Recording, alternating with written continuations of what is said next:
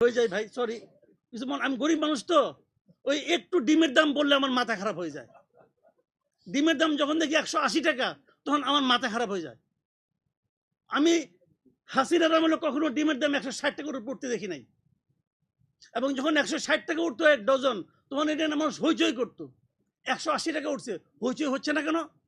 কারণটা হলো আমরা এই সরকারকে ভালোবাসি, আমরা এই সরকারের সাফল্য দেখতে চাই। আমরা যে দেখতে চাই এটাই সরকার বুঝে না,